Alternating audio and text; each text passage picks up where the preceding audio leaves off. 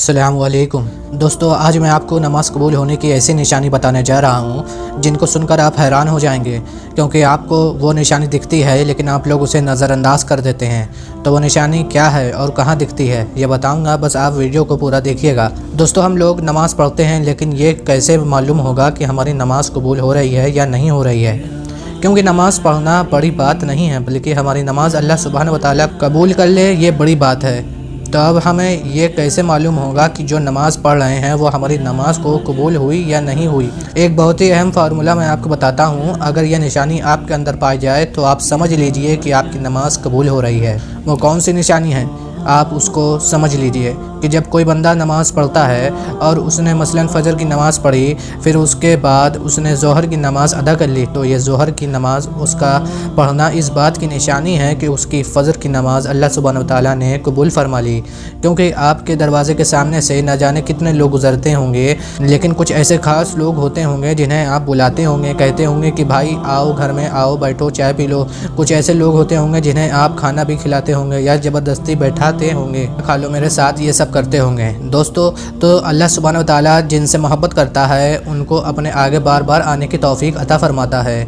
जब अल्लाह सुब्हानहू व तआला किसी बंदे की कोई नमाज़ कबूल करते हैं तो फिर उसको अगली नमाज की तौफीक अता फरमाते हैं।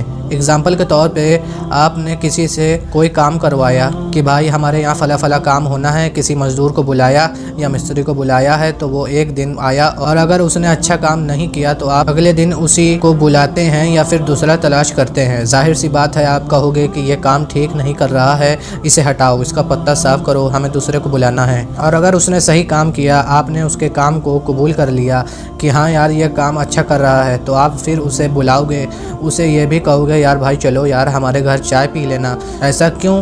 क्योंकि उसने काम अच्छा करा है, इसीलिए आपने उसके पिछले काम को कबूल कर लिया, इसीलिए आपने उसको अगला काम करवाने के लिए फिर बुलाया है। जे मैं आपको बस एक एग्ज़ाम्पल दे रहा हूँ ताकि आप लोग अच्छी तरह समझ सकें। इसी तरह जब कोई बंदे ने असर की नमाज़ पढ़ी और अल्लाह सुब्हानहू व तआला ने उसे मगरिब की भी नमाज़ पढ़ने की तौफीक अता फरमाई, तो ये आप समझे अल्लाह सुब्हानहू व तआला ने इससे पहले नमाज़ आपकी कबूल फरमा ली, क्योंकि अल्लाह सुब्हानहू व तआला उन्हीं लोगों को अपने सामने खड़ा करता है जिनको वो चाहे। तो हमें सब काम छोड़कर पाबंदी से नमाज़ पढ़ना है इंशाअल्लाह। जैसे फ़जर की नमाज़ पढ़ी, फिर ज़ोहर की पढ़ी तो फ़जर की कबूल हो गई, फिर असर पढ़ी तो ज़ोहर की कबूल हो गई, फिर मगरिब पढ़ी तो असर की कबूल हो गई, फिर इशा पढ़ी तो मगरिब की कबूल हो गई, फिर फ़जर पढ़ी तो इशा की कबूल हो गई।